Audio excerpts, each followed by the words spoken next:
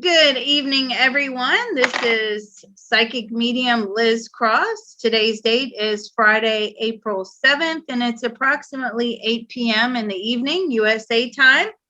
This is a probe we have been trying to do for several weeks now, just trying to line up our schedules. Melissa is here with us today. Melissa is also a tarot card reader, so listen out for the contact information at the end of the video, and I'm sure she will be able to respond to all the emails that you're going to get flooded now. You realize that, Melissa, so sorry about that. And but I'll let you take it away, Melissa, because you are very qualified to do this probe. Well, thank you, Liz. I'm no expert on autism, but I do have a master's degree in behavior analysis where I specialized in autism. And I've worked at schools with kids on the spectrum, on the autism spectrum.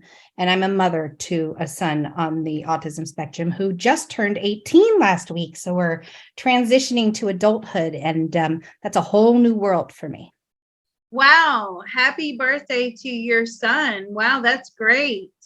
Thank you. I'm so excited about this probe. I don't know where we're going with it.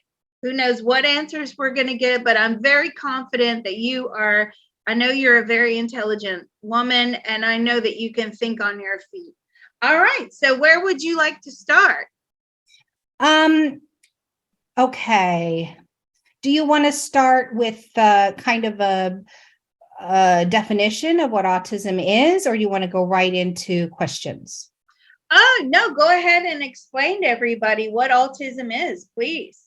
I thought this definition was a good one. It's a neurodevelopmental condition of variable severity with lifelong effects that can be recognized from early childhood, chiefly characterized by difficulties with social interaction and communication, and by restricted and repetitive patterns of thought and behavior. The spectrum can be anything from somebody with severe autism who is nonverbal and can't communicate at all, to somebody like a Bill Gates or an Elon Musk. So that's a wide variety of spectrum. So let me ask you this question. Is it mainly a communication issue? If you were to categorize it, as a whole, and I know that there's a lot of different aspects of autism, but would you say the most important aspect is the communication and social interaction? Yes, that is the primary characteristic. And then there's, the primary part of it is a social communication difference. And that can come with all sorts of other things, like a difficulty with sensory stimuli, but not everybody gets that sensory stimuli things, and people can get different sensory stimuli manifestations. So there's other things that go along with it. Primarily, the way it is thought of is a social and communication difference. And like I said, that can be somebody who is highly intelligent and talks and has no problem communicating, but they might not pick up the social cues that somebody else needs to step into the conversation, and they have to learn. It's a little harder for them to learn or pick up those social cues. Or it could be somebody who's completely nonverbal, who might be able to sing. That's an always interesting one, where they can be completely nonverbal, but they can sing every Disney song, and you're like, how? So it's a very interesting developmental difference. Wow, I didn't know that. So that's very interesting as well. So I mean, what gets me is we're seeing it more and more and more. And I was in the grocery store not too long ago, and the mother and this baby, I say baby, she was probably about 16 months. And she just kept staring at me. She was in front of me in the line, and I'm waving to her, and her face didn't move. And she's just staring at me and staring. And I said, I'm talking to her. And the mother turned around, and I mean, she was very young, probably quite uneducated. And she says, I don't know what's wrong with her. She'll stare at you all day long, but she won't talk to you and she won't smile. And at that point, I wanted to say, have you had her tested for autism? But I thought, no, you can't say anything like that. I'm just a stranger. Surely somebody's going to pick up on it at some point. Now, would you say that the early intervention is the key component to having a, somewhat functioning and normal existence? Definitely it is. But at the same time, there is so early intervention is applied behavior analysis, and it's one-on-one working with the child on, carrying over what their speech therapist might be working on with them, playing with them, teaching them how to play with others. So, because children with autism will do things on their own, like line things up or play with hinges or those sorts of things. But when it comes to playing with other children and learning how to interact, that can be challenging. So having that one-on-one play with an adult who is trained in play-based therapy, for instance, which would be like a type of behavior training or behavior analysis, can be very, very, very helpful. So it's a combination. Generally, a child will have speech therapy, ABA, and OT sometimes too. An OT can help them with, skills like getting dressed, tying shoes, because that can be more difficult too. Motor things can be more difficult too for some kids on the spectrum. Okay. And by doing that therapy, I'll tell you where I'm going with this, but by doing that therapy, is what they're trying to achieve is a rewiring, so that, because if you're hardwired a certain way, that's your comfort zone. So with doing the play therapy and the occupational therapy, and that doesn't mean that, occupational therapy and speech therapy, I mean, there's loads of kids that get that aren't autistic, right? Is that simply just like rewiring the brain? So the way I understand it is, this comes into the social aspect of autism, in that most kids learn quickly just from watching their environment, watching their sister or brother or their parent and imitating them, right? So their focus are outward, and they're trying to get all this information from outward stimuli and people, where somebody who might be on the spectrum, their focus is very inward. They're very they're focused in their own brain, so they aren't paying attention to others and picking up learning from the environment. So by engaging with them and keeping their focus one-on-one, instead of letting them do things, on their own, where they're definitely learning and teaching themselves, but they're not learning the social things that they would need to learn, the interaction. So by working one-on-one with them with repetitive things, it's getting their attention and teaching them, through focus. It might take them longer to learn it, because you got to get them out of themselves, and focused on outside of themselves. But it'll just take a little longer, and they can pick it up, something that another child might pick up watching another kid or a parent or something do. Okay. It's funny, because what they pick up on too is totally, it's dependent on the child. For instance, my son, he didn't speak, and at 3 years old, and he didn't he was very much wanted to line things up and do that sort of thing. Well, he got a toy for his birthday, and it was the letters. You put the letter into the thing and it makes the sound of the letter. Oh, yeah. He got that. He was playing with the toy, and then I put all the letters and I threw them in a bucket on his play table.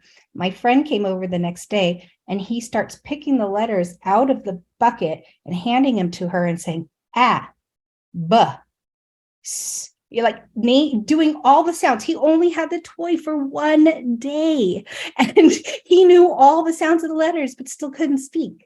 But it's like that intense focus. They're very smart and can pick up things, but it has to be stuff that they're interested in.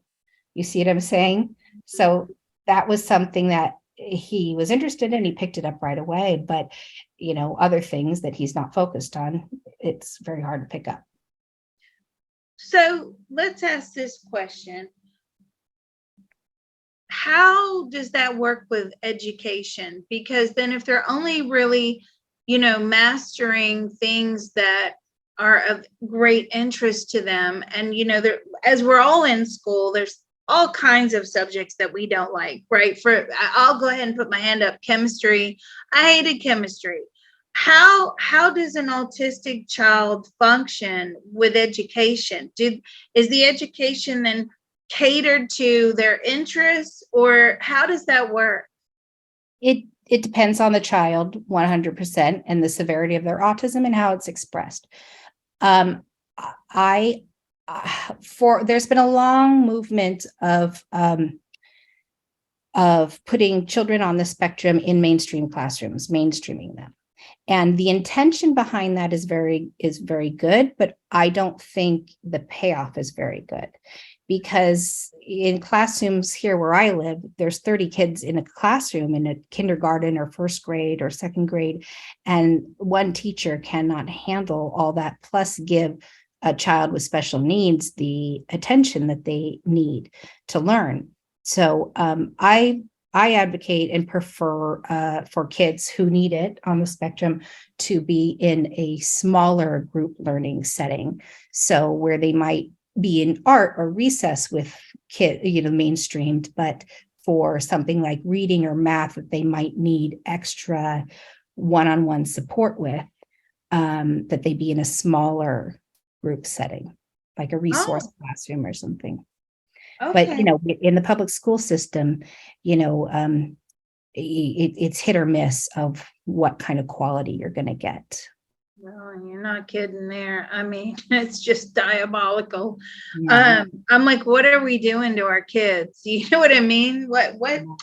And yet other people will say they learn so much more than what we ever learned as kids. Yes, but it's not as in depth as what we learned as kids. And I've said this before, we read whole books. Now they just read passages, and then on to the next one, on to the next one, on to the next passage. They're trying to just give them tons and tons and tons of information, but it's nothing of any depth. And, in-depth education promotes critical thinking. And that's not what they're doing.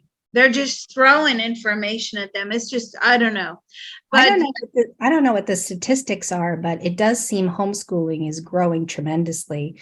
My own son, he's enrolled in a public charter school, but that public charter school is an independent study school. So he works from home, and I oversee his classes and sign him up for things and stuff. But then some parents actually homeschool through that system. And okay. Yeah, and it's the public school gives like $3,000 per year to go towards classes, his books, all that sort of thing. Oh, well, that's a good, you got a good thing going on there. But of course, that's one very small community in the whole of the United States. So I'm sure there's going to be varying degrees across the nation. Yeah, that's what we need. Where would you like to start with this? I mean, I can grab autism as an entity. I can grab a load of people. How would you like to do this? Well, the way it's diagnosed these days is level 1, level 2, and level 3. When my son was diagnosed in 2007, it was mild, moderate, and severe. So that's the same way, but they're calling it level 1 would be your mild, level 2 would be your moderate, level 3 would be your severe. So we could group them in like level 1, level 2, and level 3. If we could start with level 1. Okay, I'll group level 1 together. Okay, I got it. Okay. How do you feel about your autism? Ooh, you always ask such good questions. How do you feel about your autism? No, they're not happy. Not happy at all. It stinks was the exact answer that I got back. What parts of your autism would you like to change? What parts of your autism would you like to change? Day-to-day functioning. Tests, there are certain tests that are very difficult. And it's just that some people move through those tests with ease.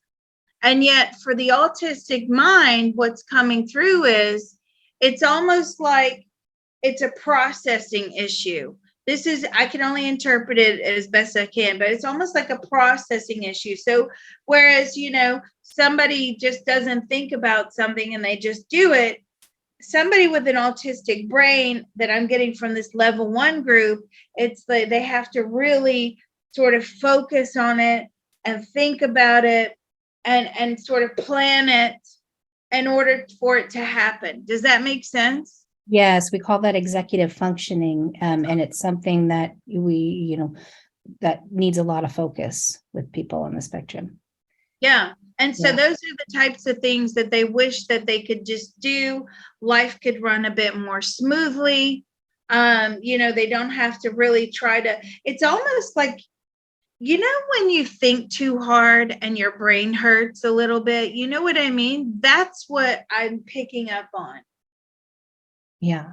How does it feel when you're trying to focus on something you need to do and you're not able to? What happens that keeps you from being able to focus on it? What stops you from focusing on something you're trying to? It's very frustrating. It's almost like the body just shuts down. They just shut down. It's almost like it's very difficult to understand. I hope I'm explaining this. I'm just like interpreting what I'm getting. Yeah, when you said about processing, that makes perfect sense. Yeah, it's like a computer when it slows down with the processing. Well, okay, so if we want to use a computer as an example, the computer just switches off. Oh, okay. Yeah, that makes sense. It just shuts down. It gets to a point where I can't do what I'm supposed to do. I don't even know what I'm supposed to be doing. I don't understand this. Therefore, I'm going to withdraw.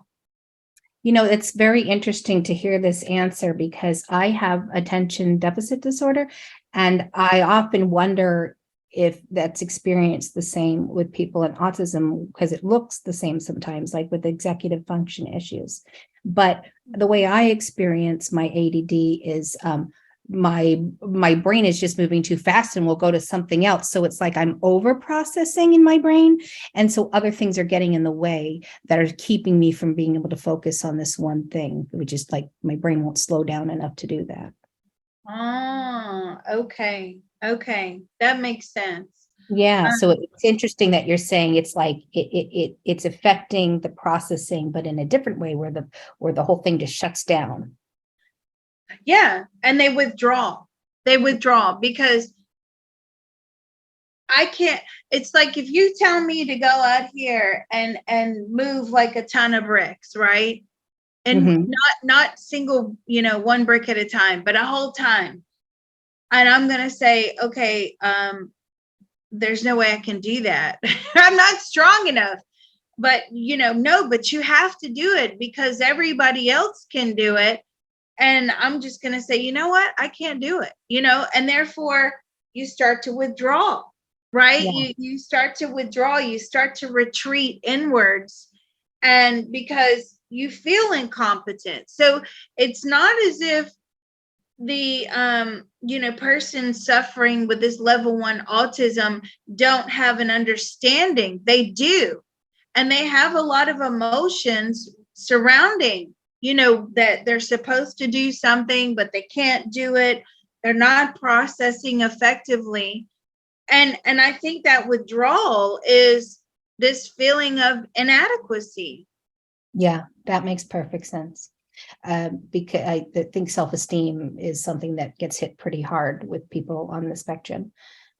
Frustration with yourself, getting overwhelmed. That makes sense.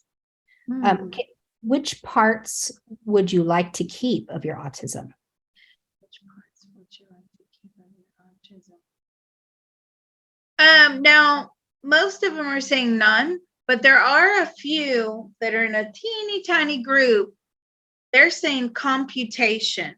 Now, when they say computation, they're like mathematical geniuses. Okay. So that they're like, yeah, I love this. These are very high functioning individuals. They're very, skilled individuals, and they're actually working in this field of computation. It becomes very easy to them. Other things are difficult, but computation of numbers, equations, it just comes very easy. Interesting. I've heard people on the spectrum say they like things like their ability to focus because they can focus intensely on certain things they're interested in, and they like that. Do you find that? So computation sounds like the perfect example of that, where some people, it might be art, right? Oh, I see. Okay. What about this intense focus on projects that you're doing? Yes, they do, but I feel like there's a lot of pushback here about not fitting in with societal norms, right? So it's as if this group, they feel quite isolated. Yeah, that makes sense. It's hard to make friends, and yeah, it's difficult in social settings. That makes a lot of sense. How do you feel about people trying to cure autism? How do you feel about people trying to cure? Well, they like the fact that people are trying. Okay. They would like some answers. They would like a solution. They would like to know why it is that their brain is structured in the way that it is. So they would like to be enlightened in that way as to, for example, other illnesses, not saying that autism is an illness, but you know where I'm going with this, there's a reason behind it. Well, maybe your finger's crooked because you smashed it in the door. Well, your finger's crooked because it got smashed in the door, right? Right. They're wanting answers, and they're like this group of mystery, and they would like to know why they are the way that they are. Okay, we'll get to that because we'll go into questions about that later, but let's switch over to level 2 now. Okay. Well, there's as soon as I grab level 2, there's a lot more aggression and there's a lot more frustration. Okay. How do you feel about your autism? How do you feel about your autism? Well, I'm getting a mixed bag of answers here. Some, don't mind it. Some are very frustrated by it. Some are very depressed by it. Some aren't bothered by it at all.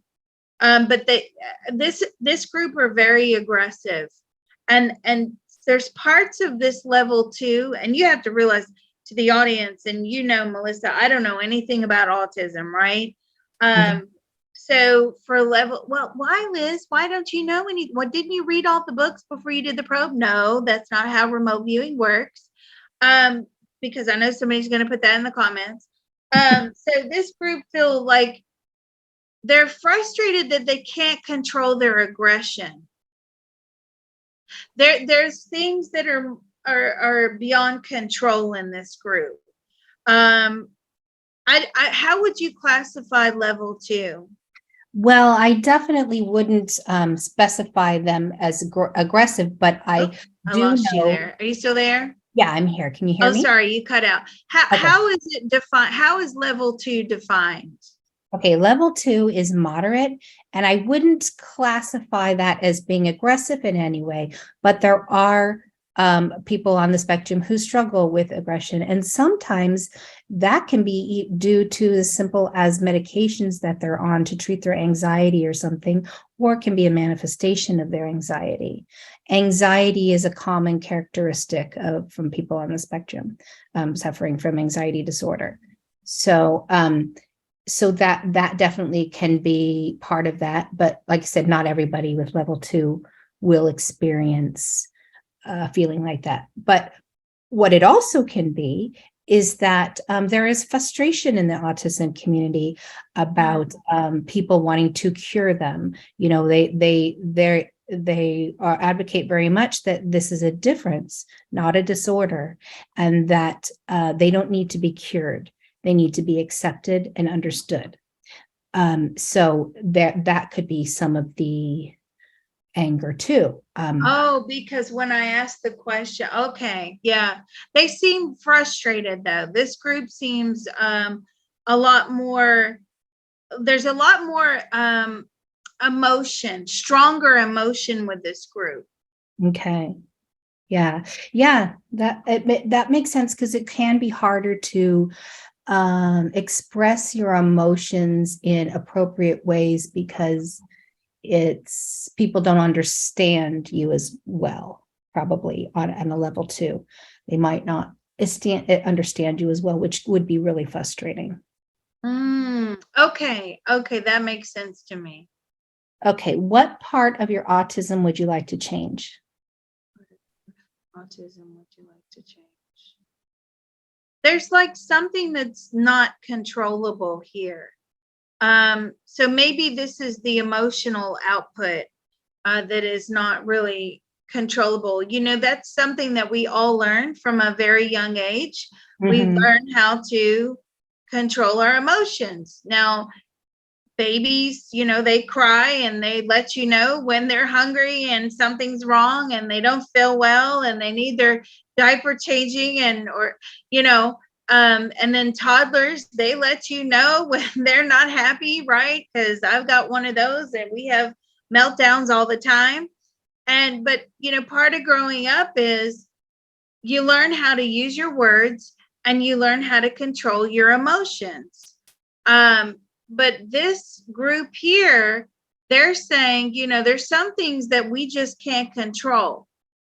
And I just feel when there's a lot of frustration, they're going to let you know about it. Whereas a lot of times, you know, if you and I or other people get frustrated, you know, they just bury their emotions. They don't seem to bury their emotions or their immediate emotions. Now, they certainly seem to bury, like you say, anxiety, depression. I feel like there's a lot of depression in this group.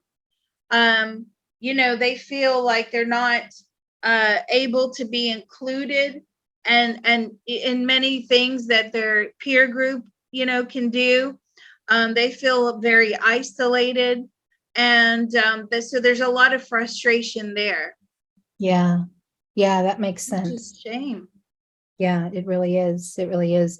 And, you know, I was talking to somebody the other day that sometimes the depression is really a symptom of the anxiety. When you're so anxious that you have a hard time going out into the world, meeting friends, you still want friends, you still want interaction. But when your anxiety is getting in the way of that, you know, that can help produce depression. And sometimes just treating the anxiety will just go a long way to curing the depression.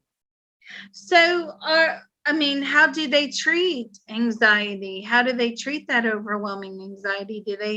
Is there a special treatment for that or? Well, many times that's medication for, anxiety disorder medications. And, it's can be hard to find the right combination of medications because, you have to go and try so many and that can be difficult to find the one that works for you at the right milligrams, Okay. Okay. So, which part of your autism would you like to keep for level 2?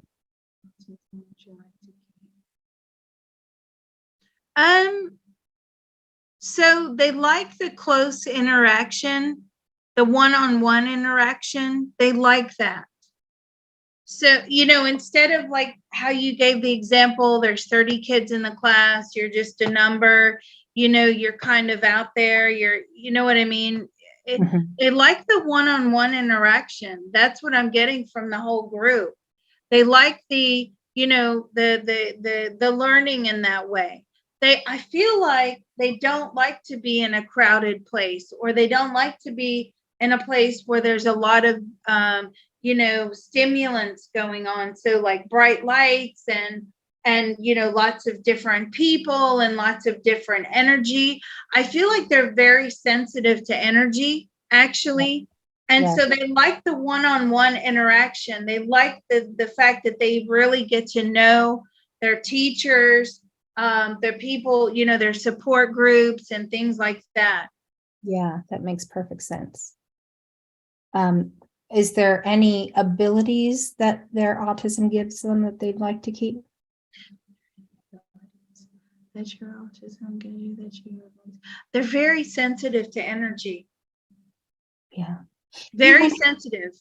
That's definitely what I pick up on too. And as being a psychic and medium, how do you think that translates? Do you think that they would be more able to connect psychically with their sensitivity? That's a good question. I was just thinking that. So, basically what I'm picking up on is they may not pick up on the facial cues, but energetically, we're all reading each other energetically, right? Whether we're conscious of it or not.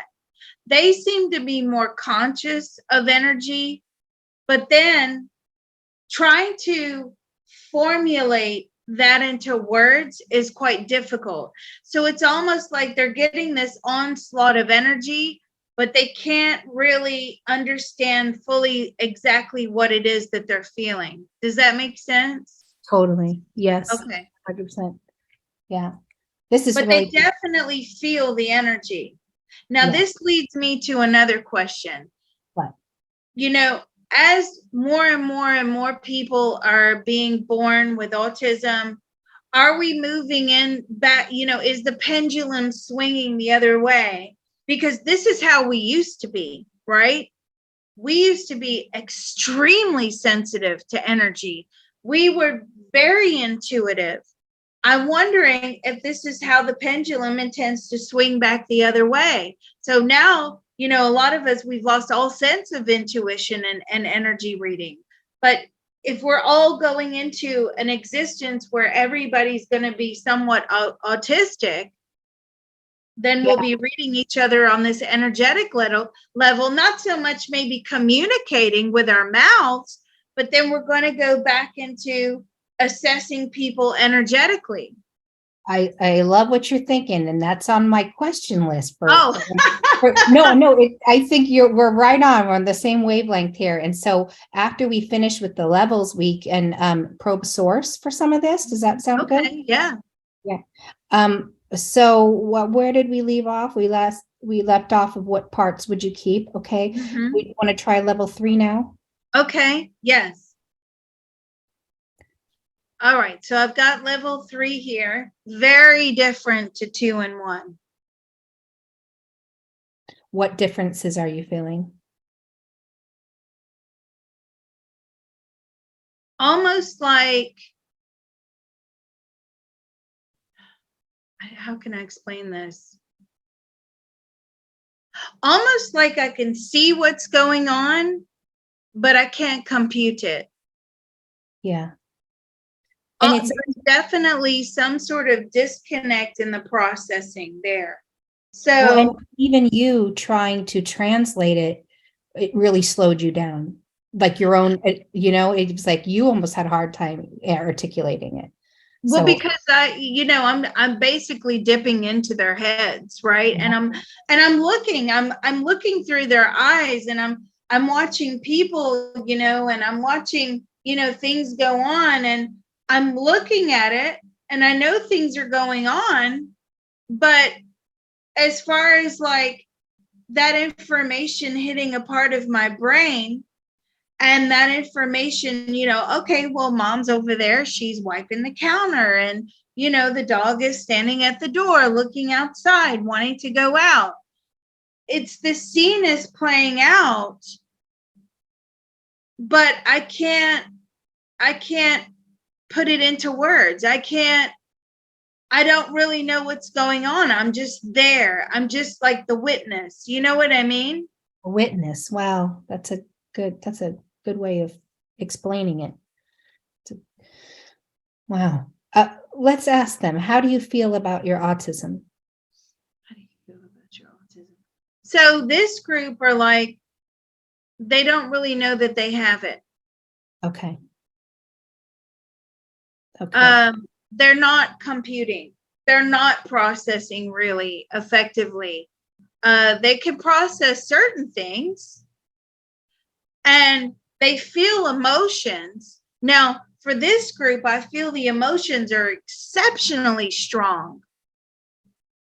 They may not understand what the emotions are, but they feel very frustrated. They're sort of like, it's almost like a toddler. You know what I mean? Like, and I'm not trying to be derogatory or anything. I'm just trying to put into words what I'm getting.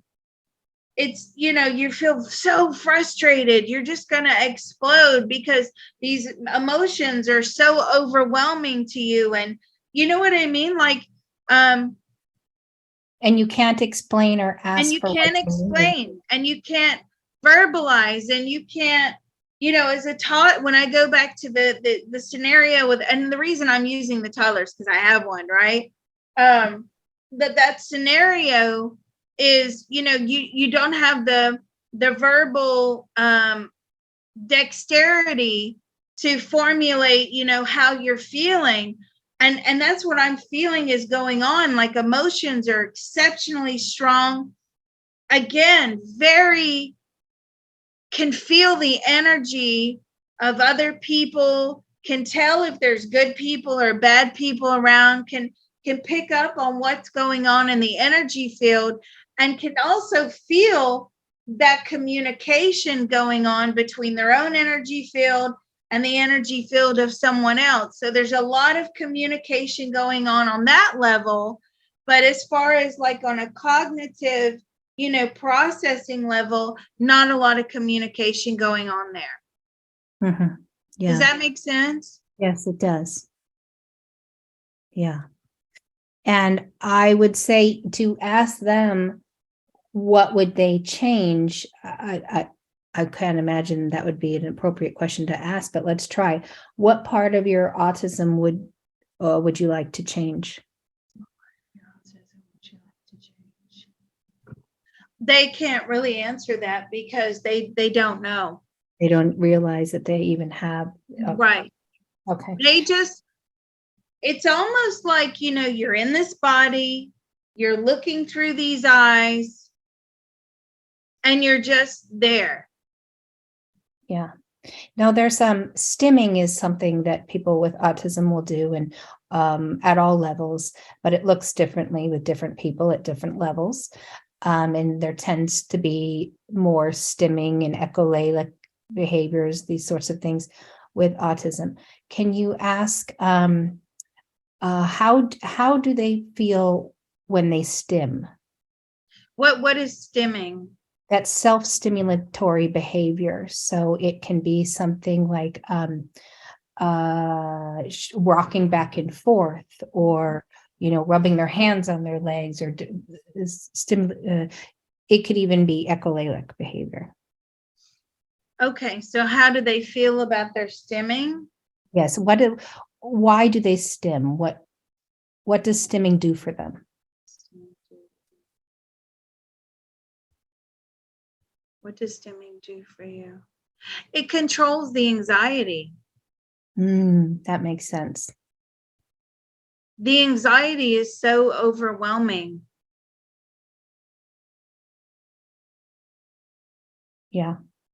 So one The of the energy, the energy is overwhelming. Now I understand this because, I do the CTT, you do the CTT, you come to the group.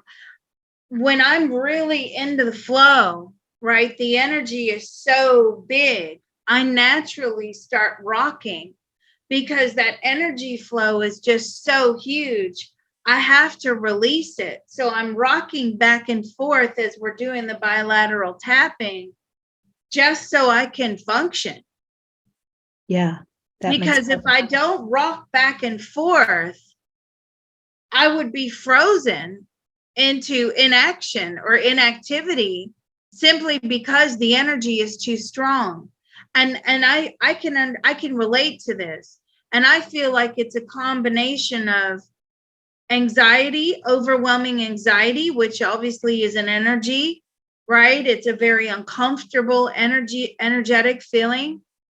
And so it's a release. Yeah, that makes perfect sense.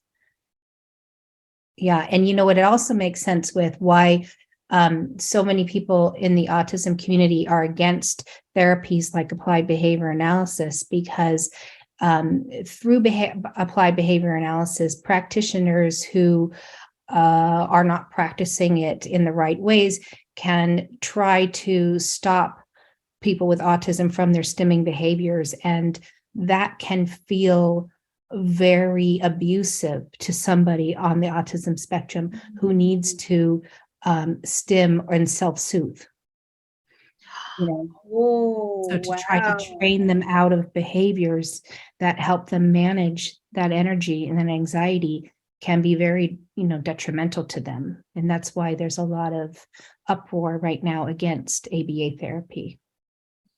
I couldn't imagine during the tapping when I'm in the flow and I'm doing, I start rocking. I couldn't imagine somebody telling me, well, Liz, actually don't rock back and forth because it looks, different. It makes those around you feel uncomfortable. It's not normal societal behavior. I mean, I'm sitting there tapping and I'm rocking back and forth. I couldn't imagine not rocking back and forth because I would be the energy would just be so out of control. Right. So I totally understand that. Yeah, no, it makes perfect sense. Okay, so I think we can move on now to, do you want to go into, so there's been a lot of recent research about the brain and autism that's come out recently. We can go into that, or we can go into questions for source next. Which would you like? It's whichever you would like. We can do the brain. Actually, we have a few people in the group that also have autistic children, and they're going for this brain therapy where it's something that goes on the head and it sort of stimulates electronically different areas of the brain. Because what was told to me by this one person in particular, and I know he's listening, hi, is that the brain waves, so we have the alpha and we have the theta and we have the delta, different brain waves, and actually what it is the what they picked up on in the professional clinic setting is that the maybe one brain wave that should be at resting is very active, and the other brain wave that should be active is resting. Do you understand what I mean by that? Yes. Is that a common thing that goes on in the autistic brain? So what they've what they said is what they found is that the brain changes in autism, they say, are far more sweeping than previously known, where they used to have a hard time finding differences in the brain of people with autism. And then they found this one little part difference. Now they're saying there's differences across the whole cerebral cortex. And of course, it's individualized on how people are affected in their cerebral cortex. So what is the name? Do you remember the name of the therapy that you're talking about? Yeah, give me just a second. Sorry. I'm just gonna quickly look it up because they sent me a text. It's out in Australia, and it's actually in Brisbane. I believe it's Brisbane. And but they do have quite a few clinics in California as well. That's one thing that we looked up, and there was quite a few sort of sister clinics there.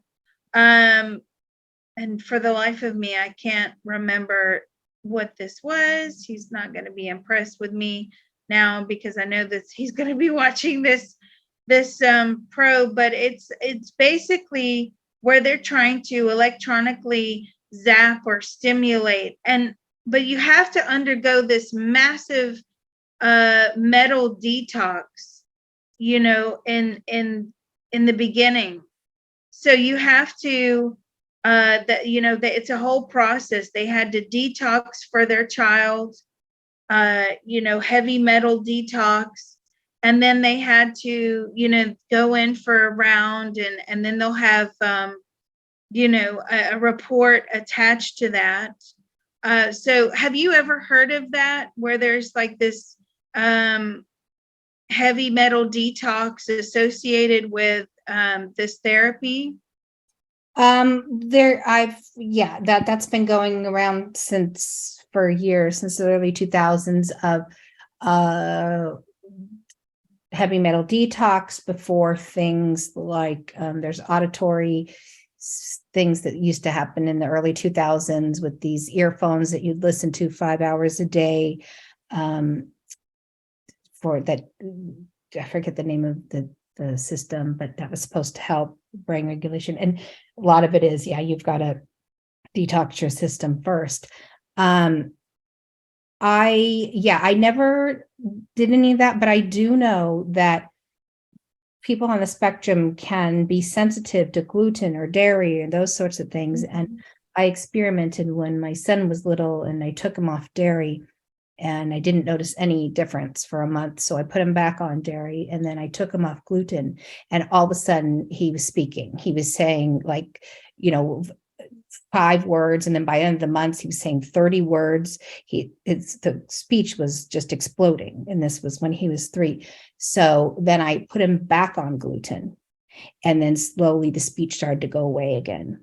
So I took him back off gluten, and the speech came back and the attention came back. So gluten definitely affects him. And then later on, several years later, I went and got him tested, and they said he was 98% intolerant of gluten through both DNA strands. So I think so when we'll get into causes, I believe there are so many different causes that we cannot isolate a cause. But for somebody like my son, I would say this could be almost autoimmune related, where certain things in his system, like gluten, really affect his brain. And when you say about detoxing from metals, that is a theory of basically you may have too heavy metals in your body, and that could be affecting your brain. So when detoxing, they're trying to take out all other possibilities and get the body as clean as possible to have the best outcome with any sort of therapy they're going to lay on top of that. And yes, and I found it. It's called the Brain Treatment Center. And they do lots of different treatments here. They do PTSD, lots of things, but they do focus on autism, and the treatment is MERT. So capital M, lowercase e, capital R, capital T. And this is what this family are actually undergoing. And so they're trying everything, obviously, as most families do, to help their child. Oh, And interesting. It mm-hmm. says magnetic stimulation. So that makes sense. You'd want to get rid of heavy metals if you're doing magnetic stimulation.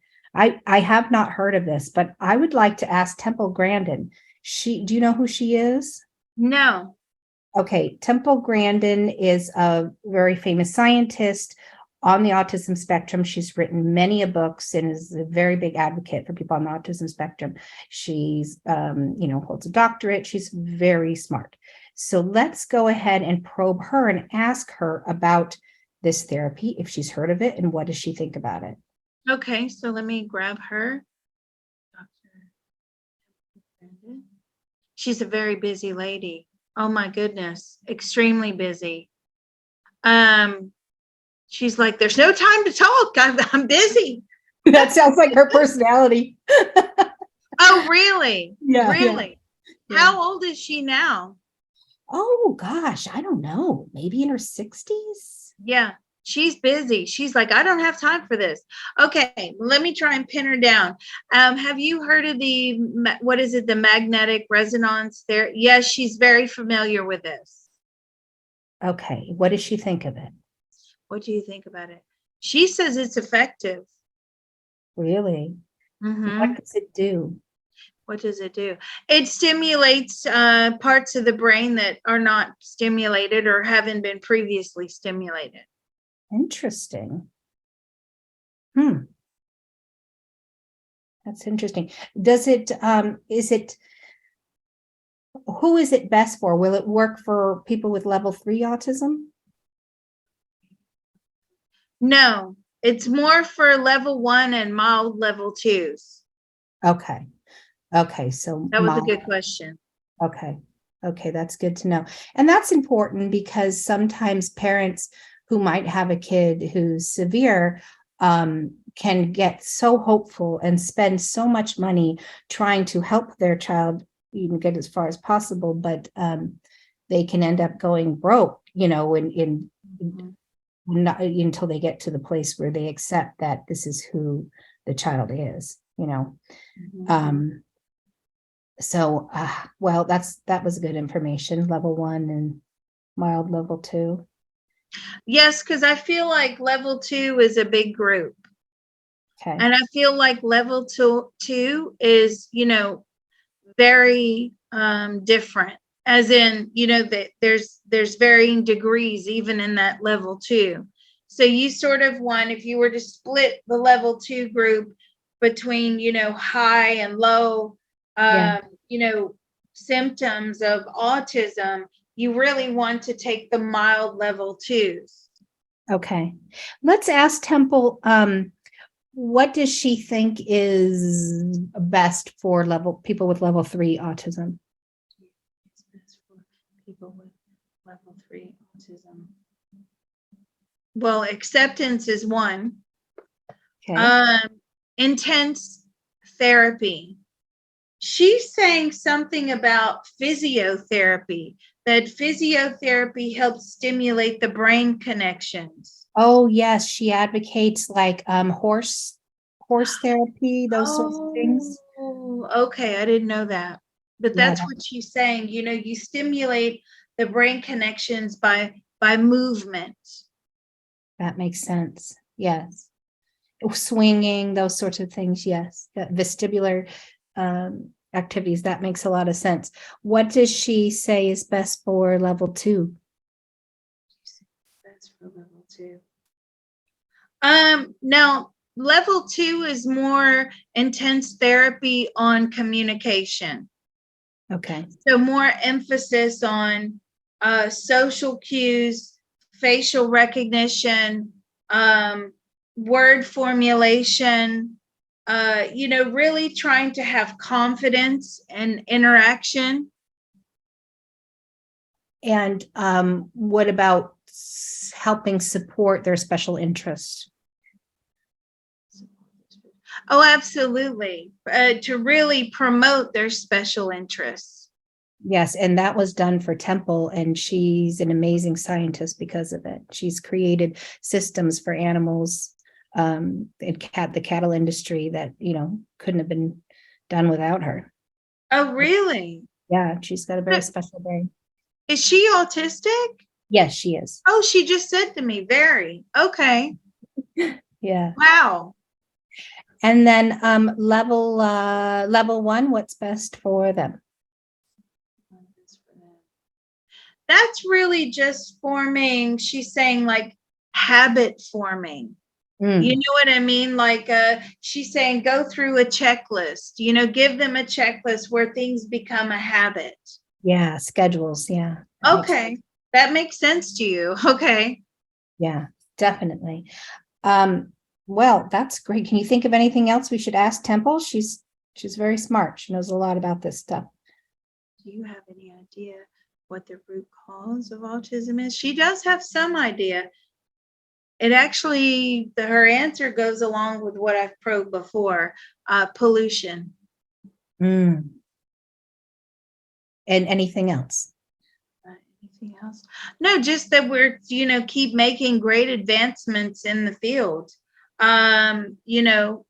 She wishes that more people would take this on as an interest and a specialty and to feel passionate about it. But she says, really, it's only a very small portion of the population. She believes that we all need to work together as a whole to, find a solution. Does she think we need autistic brains? Yes. Yes. Yes, we do. Yes. And so when she says finding a solution, she probably doesn't mean a cure, right? No, Okay. it's finding a way to function optimally. Yes. Okay.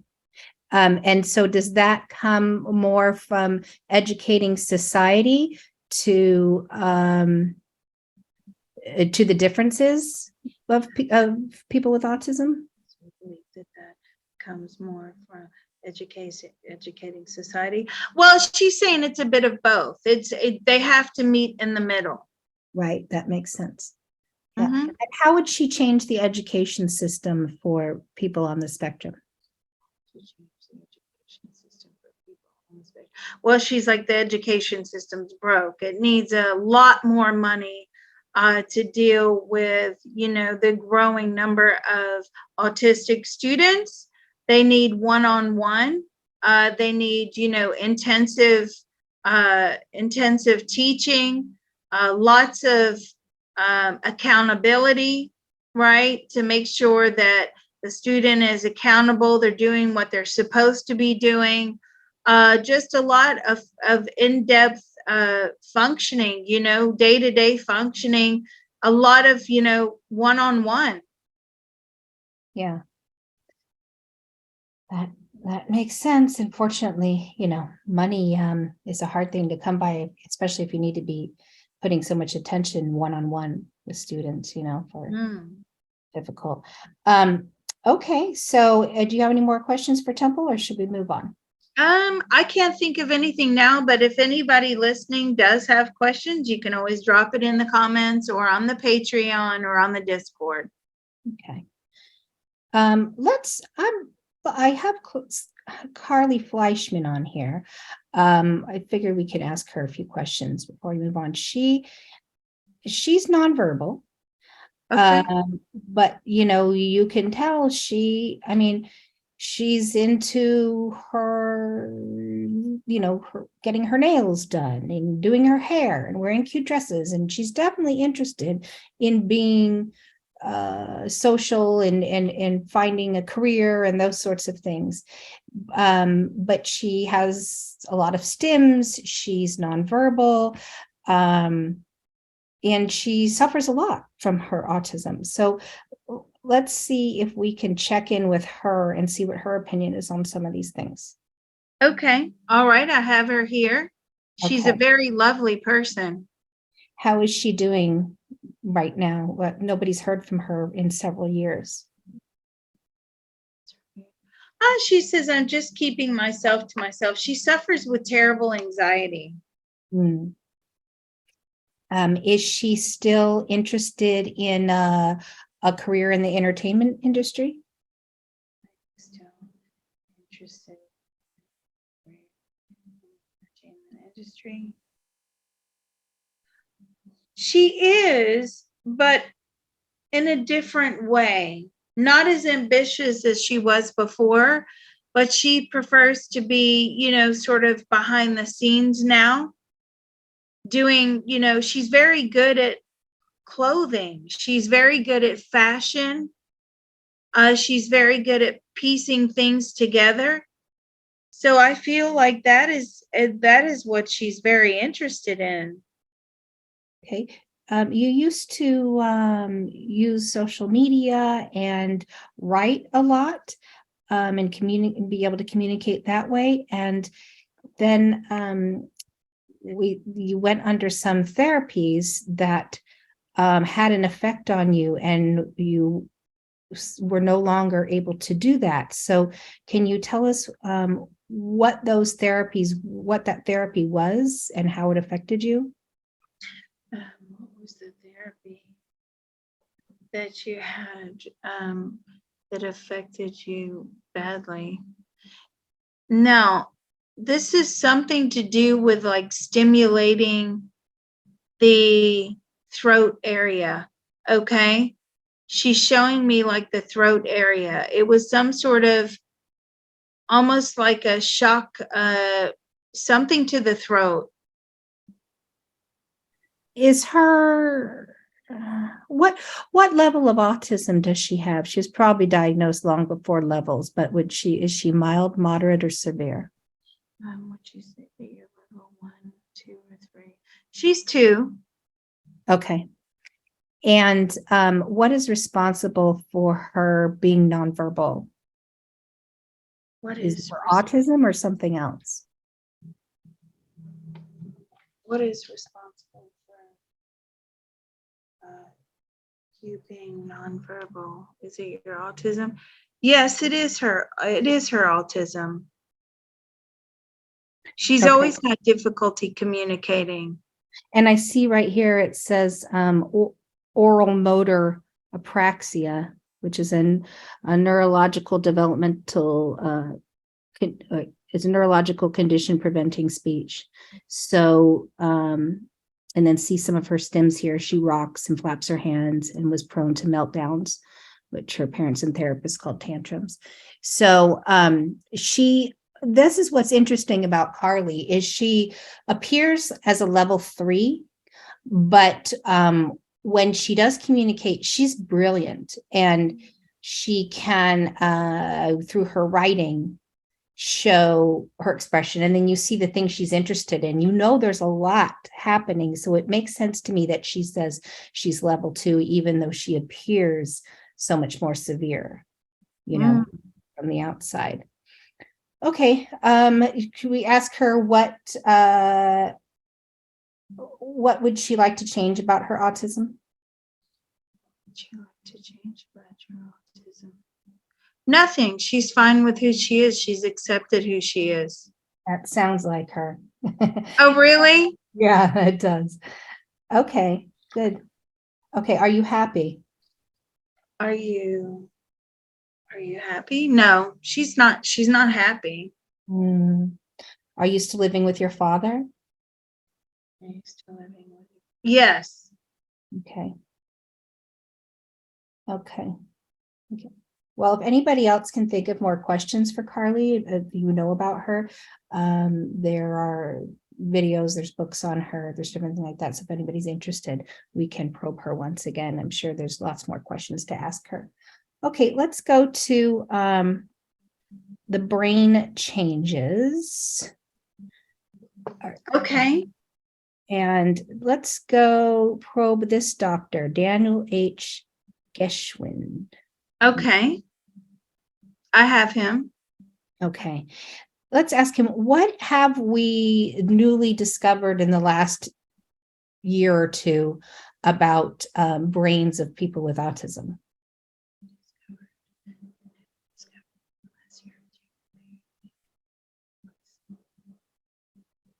Well, we've discovered, this is what I'm getting, we've discovered how the brain is actually affected.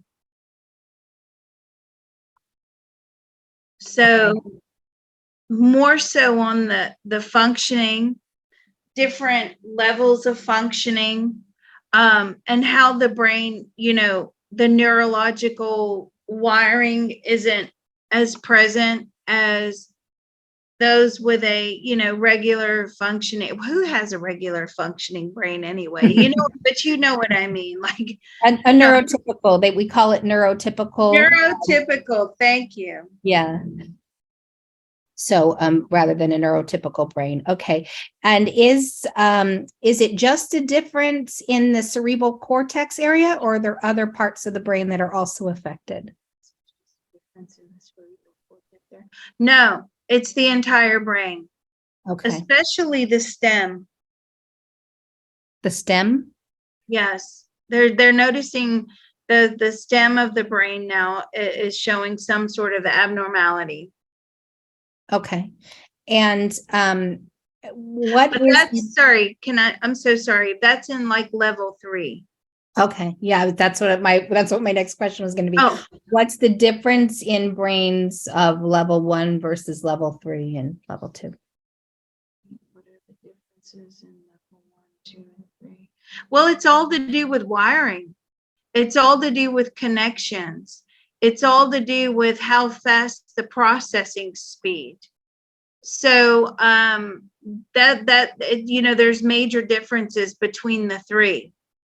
The level 3 is not really processing much at all. Level 2 is processing, but on a much slower rate.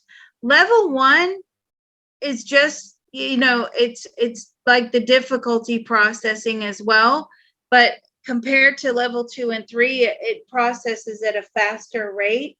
But there are all, in each level, there are gaps, right? So there's things that just can't be processed.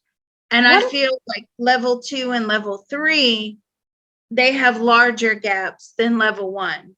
Okay. That makes sense. What accounts for the savant qualities in people in level 1, which would be like we used to be called Asperger's syndrome? A lot of people who are now level 1 were classified as having Asperger's syndrome before, and they can have some savant qualities.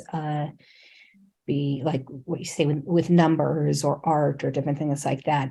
Are you studying the differences in their brains, and how do you see the differences in their brains compared to a neurotypical brain for that savant quality? So why do some, or what do you see in the savant quality?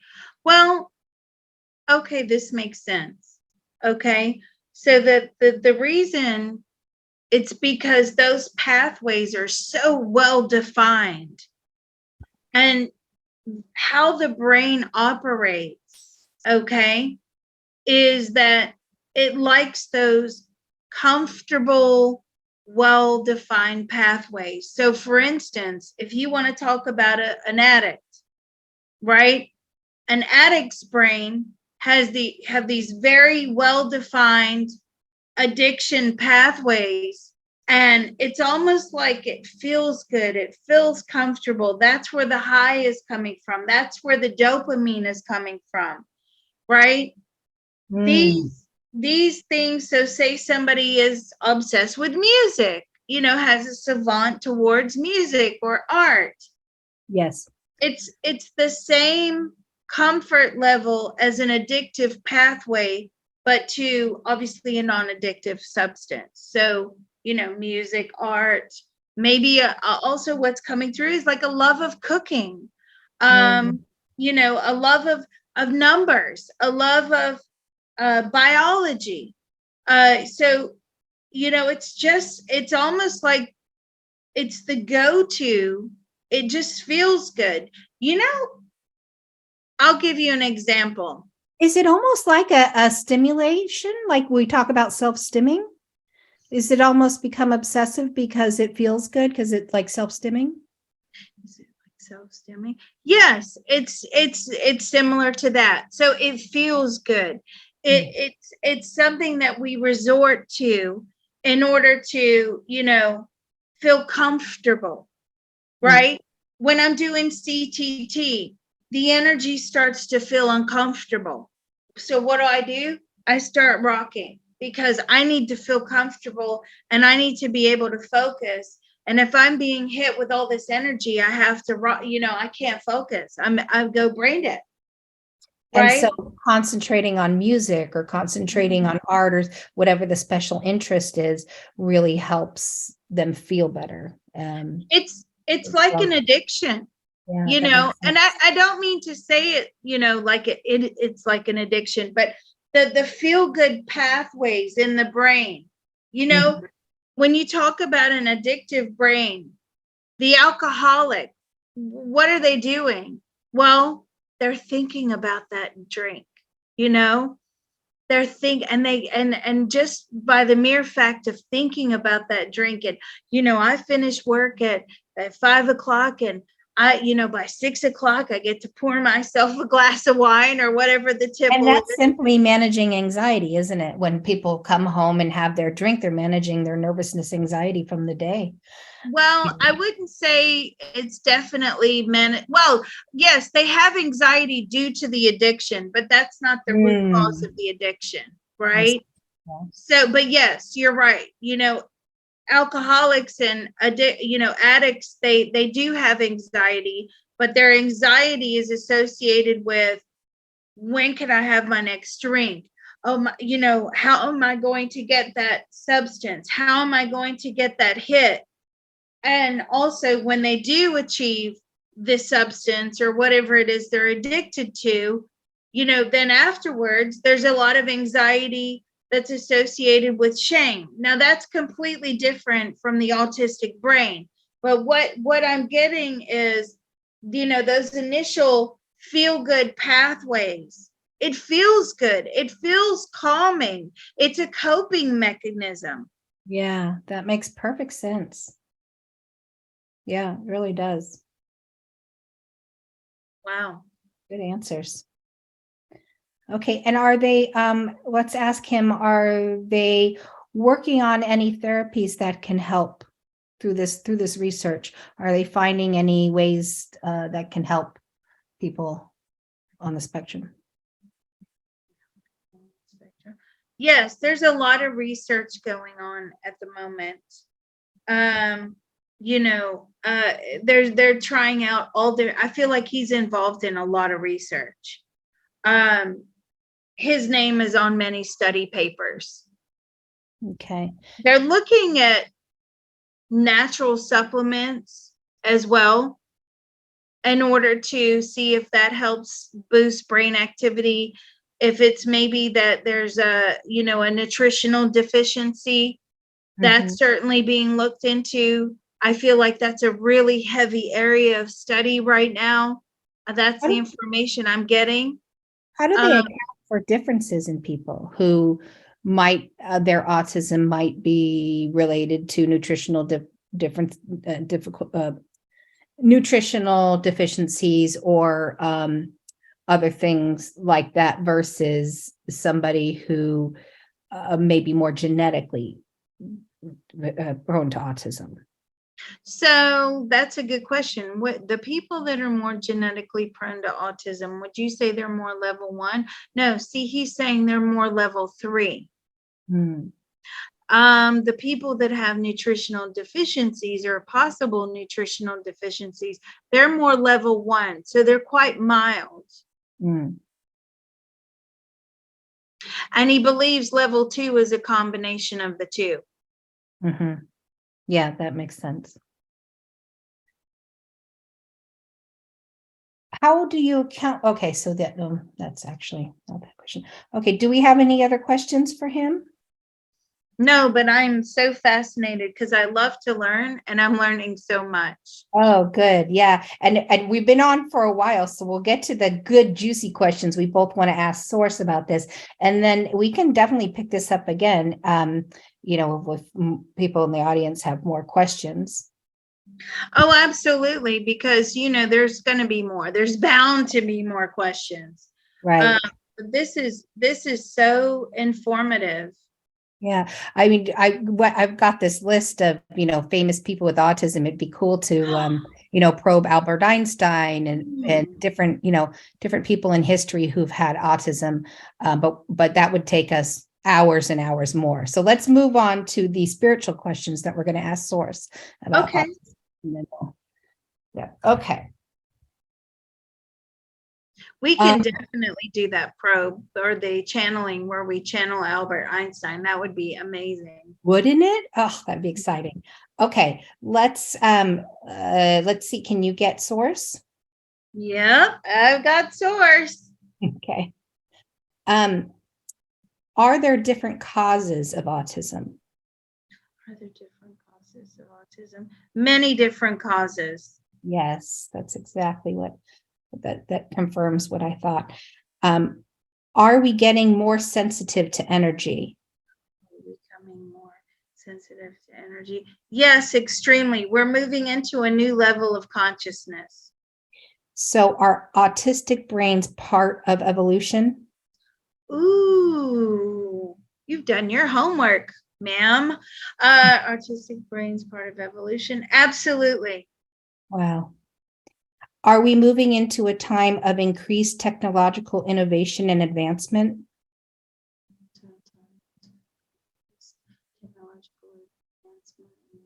Yes, absolutely. And do And the we brain has to be able to keep up with it.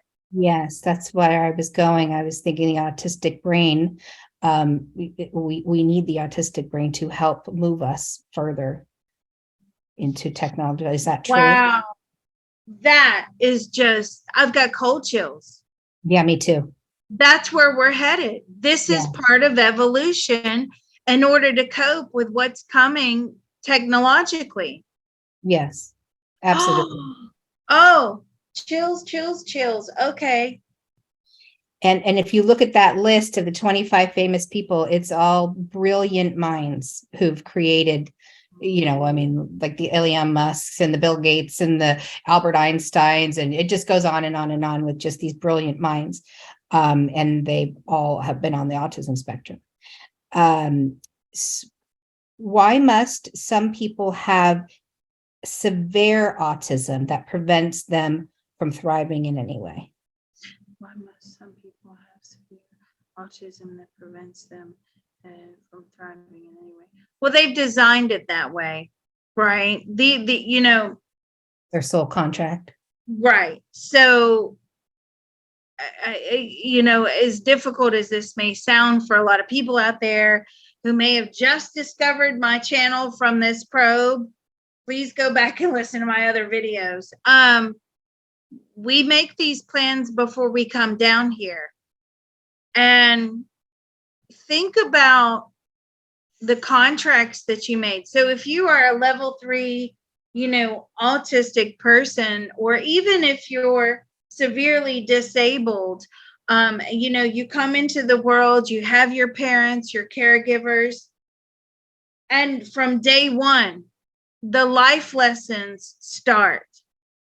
And you basically put your parents through an emotional ringer. I mean, think about all the learning, Melissa, that you had to do. Now, I'm not Right. saying your son is level 3 or No. disabled or anything like that, but the quest that you've had to go on to understand this, understand where you fit in with all of this. Well, and it You just the lessons he's taught me. I mean, he's my greatest teacher. And he is, I often say that, he might have certain delays, but he's so mature in other ways.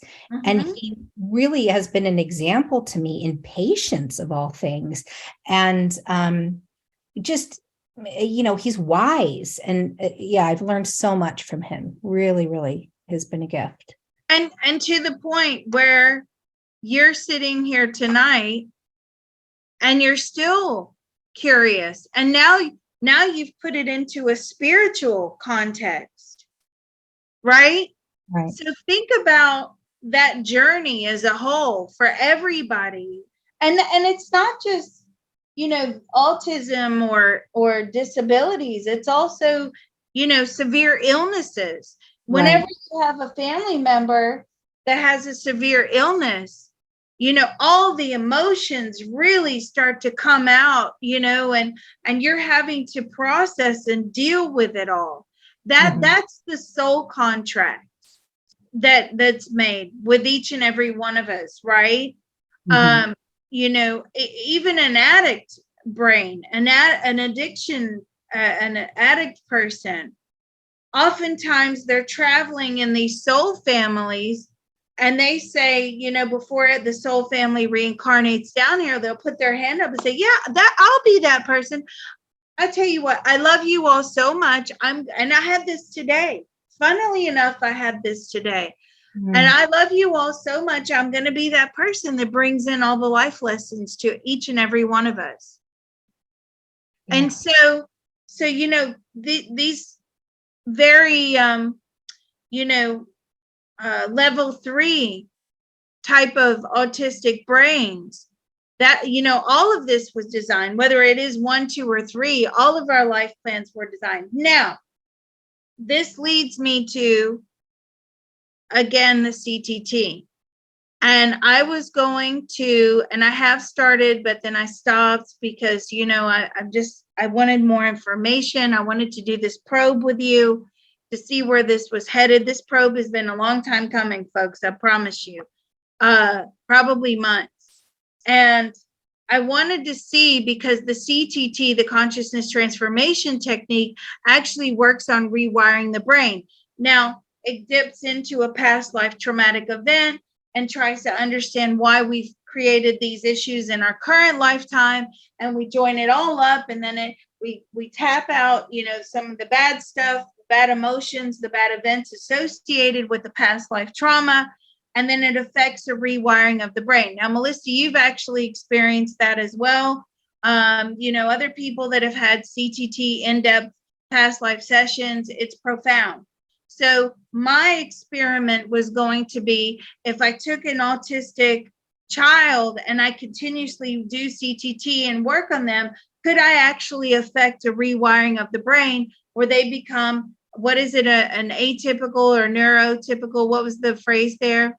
Neurotypical. Neurotypical brain. And then they go on and have somewhat, and I'm not trying to say that everybody should have a normal life, but certainly, they would like to, I'm sure, be able to process. Yes, they have their specialties and they probably want to hold on to those specialties, but where they have difficulty processing maybe simple tasks, I'm sure that they would like to go on and do that. Now, so let's ask Source this question. If I did an experiment on an ongoing experiment of CTT on an autistic child that is like level 1, maybe possibly level 2. Now, see, I'm already being told it has to be level 1, right? Could I affect a rewiring of the brain and help them be able to have some, more processing than what they're currently experiencing? And the answer I'm getting back is a yes. Okay. So what this goes along with, people on the spectrum need help managing symptoms, but not necessarily changing Right. autism or taking it away. So that makes a lot of sense if there's trouble with processing or trouble with anxiety or trouble with different things like that CTT could help manage. That would be wonderful.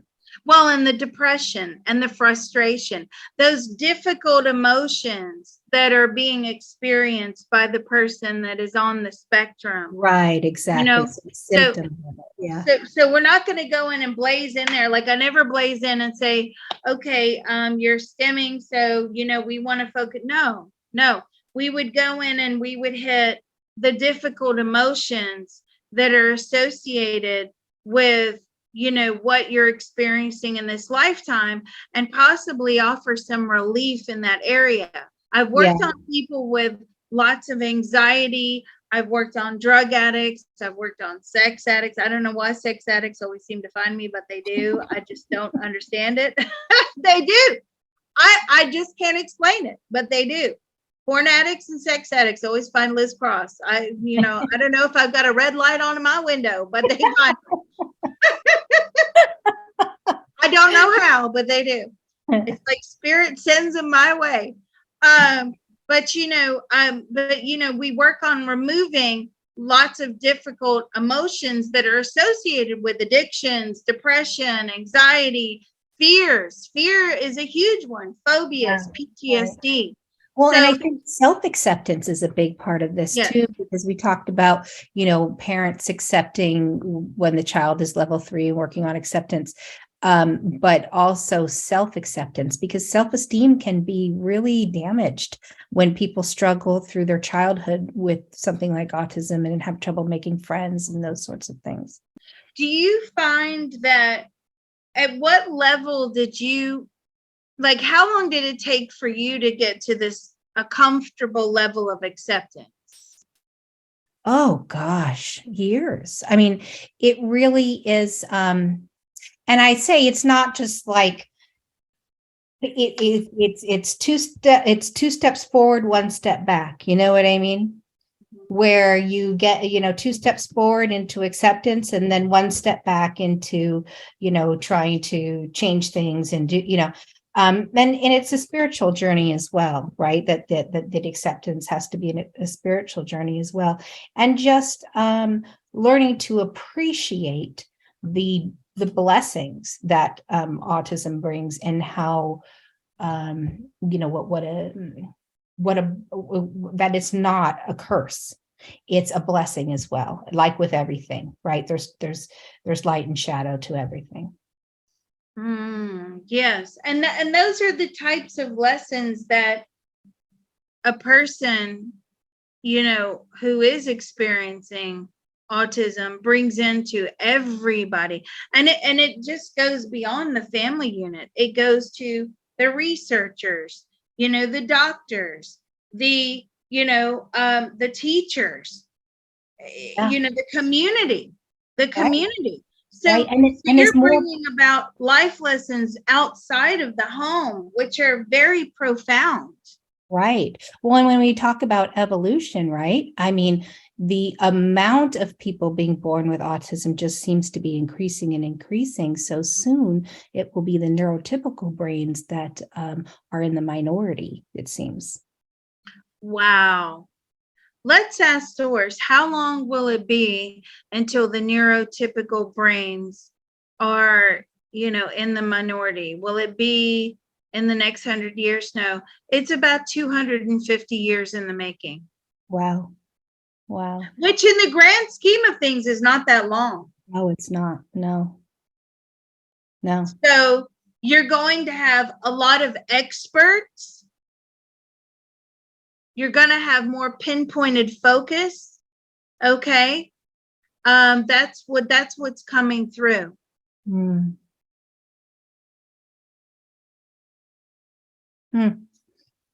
This is so interesting, Liz. I know. I'm just like, I'm blown away by it. I'm blown away. We definitely have to do another probe. Yeah, definitely. Part 2. Coming up. Now, are you currently reading tarot cards? Yeah, I do intuitive card readings. I don't read them like this through the typical tarot meanings. I use my cards more as intuitive tools to bring me what source or what I'm getting, from guides or source or whoever I'm channeling at the time. So yes, but my readings are very different from Liz's.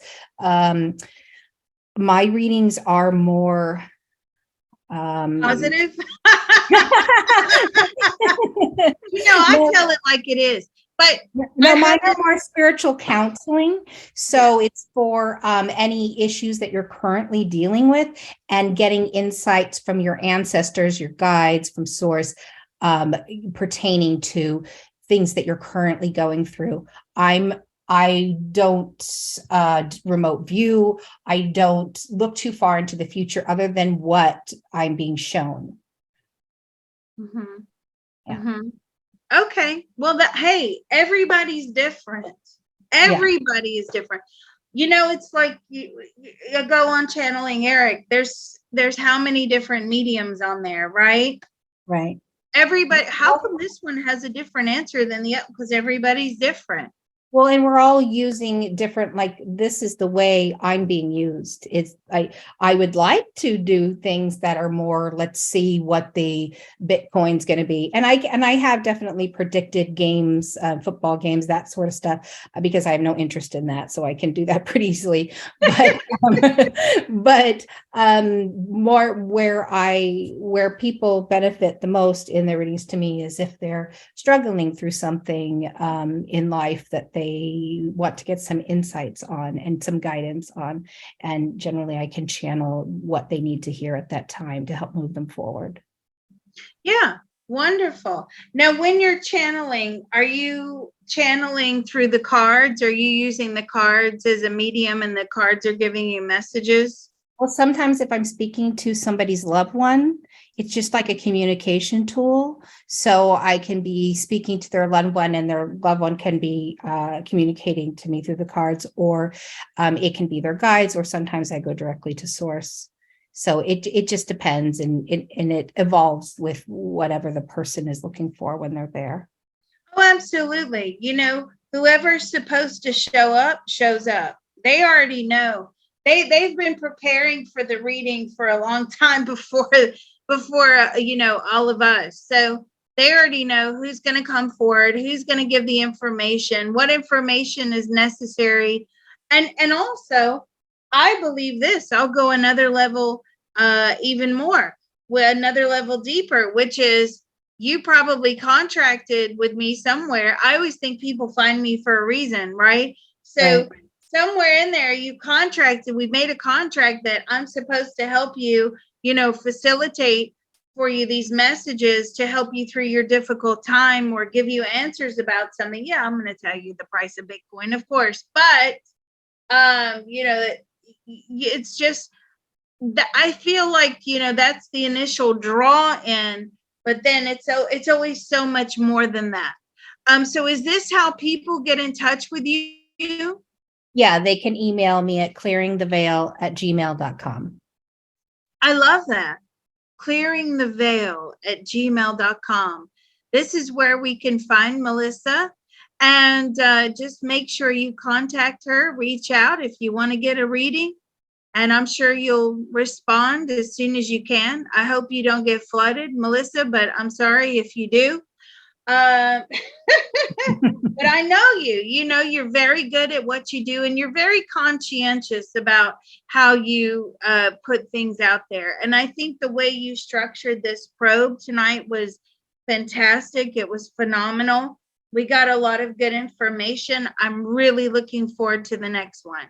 So thank Thank you you. so much. You're welcome. And thank you, Liz. This has just been so insightful. Wonderful. I hope people find it useful. So thank you. All right, folks. Well, that's a wrap. Thank you.